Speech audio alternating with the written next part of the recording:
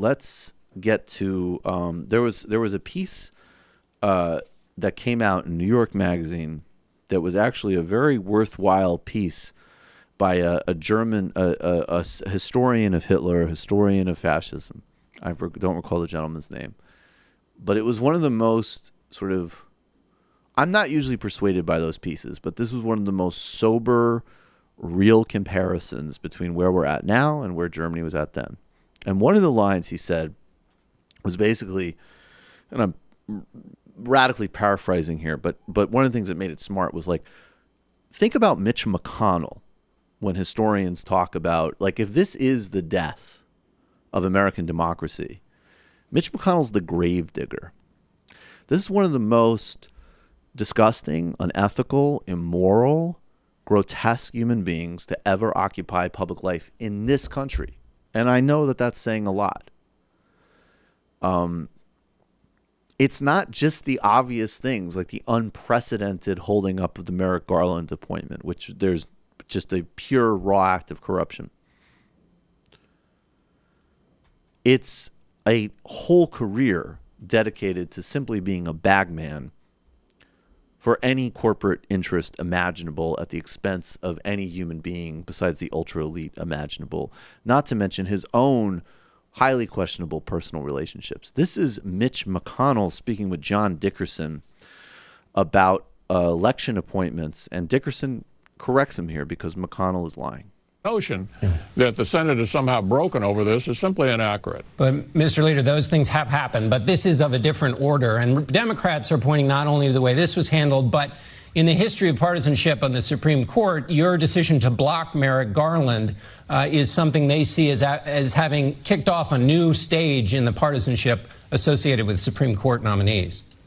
Yeah, they don't know much history. You have to go back to 1880 to find the last time a Senate controlled by a different party from the president confirmed a Supreme Court justice to a vacancy created in the middle of a presidential election. They also conveniently forgotten that Joe Biden said in 1992, when he was chairman of the Judiciary Committee, the Democrats control the Senate, Republican in the White House. If a vacancy occurred, they wouldn't fill it. They also conveniently forgot that Chuck Schumer and Harry Reid, 18 months before the end of Bush 43, said if a Supreme Court vacancy occurred, they wouldn't fill it. But Talk Mr. about Leader, hypocrisy. Right. But, Mr. Leader, I don't think that's right. In 1956, Eisenhower nominated Brennan. The 84th Congress was Democrat-controlled. And also on the Biden rule, Joe Biden was talking in the abstract. There was no nominee was blocked. And he said to not have the nomination come up before the election, but that it could come up after the election. And so what Democrats say when they hear you doing this is they say he's creating new rules to essentially do what he wants to do. And as you've written in your book, The Long Game, when you do that, it actually hurts democracy. Yeah, well, that's not at all what happened, John. You're completely misconstruing what happened. What I gave you is the history of this. I know the history of this. I've spent a lot of time on this throughout my career.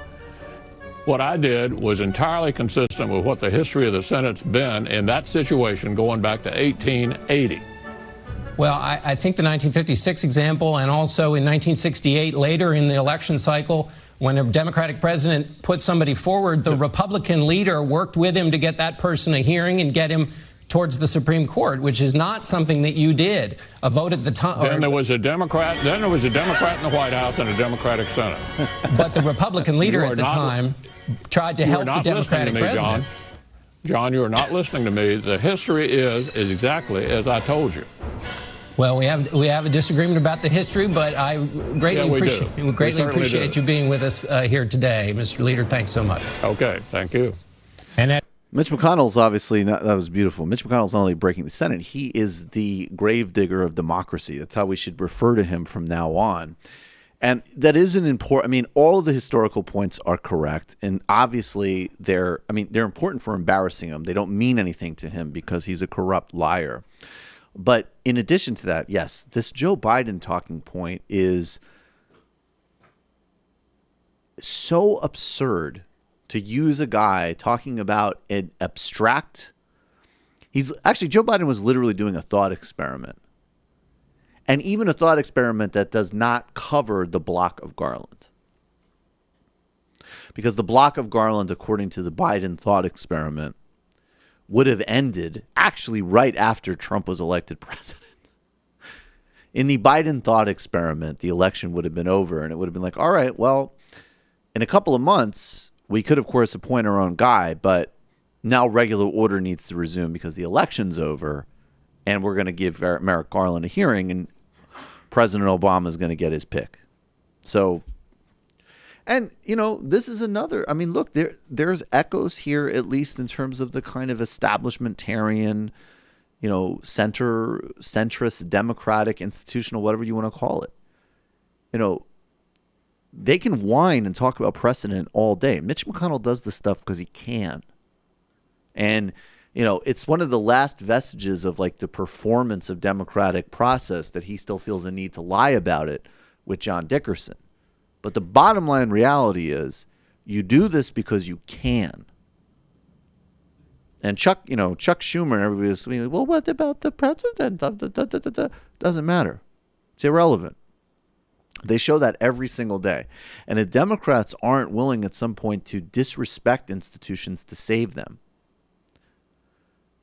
And I don't know if that makes sense to people, but it's like if you have one side that will literally do anything and they never will get punished or held accountable for it. If the Democrats take the Senate back, and, you know, these idiots start talking about reintroducing rules and civility, you need to be calling them every single day and say, I did not vote for this delusional nonsense. We need to save democracy in the long term. I always think not a year in and year out cycle in the Senate. I always think of this, and maybe some Lincoln historians can correct me if I'm wrong on this, but when he suspended habeas corpus, he did that intentionally to prove the point of habeas corpus, the value of it, right? Right. Like he didn't just ignore it and pretend like he wasn't suspending it. You sort of reiterate the value of it by doing so. I don't know if that makes sense. It makes a lot of sense. You get to like what the thing is actually supposed to achieve, not just the performance of it.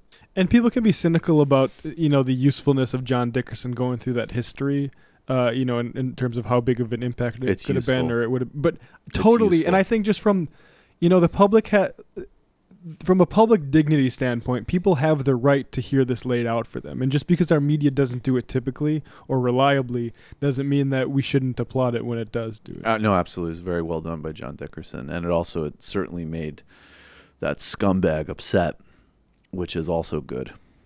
And this sort of continues with the, you know, tell them don't do anything physical, don't do anything illegal. But you see these people at dinner, you're an asshole.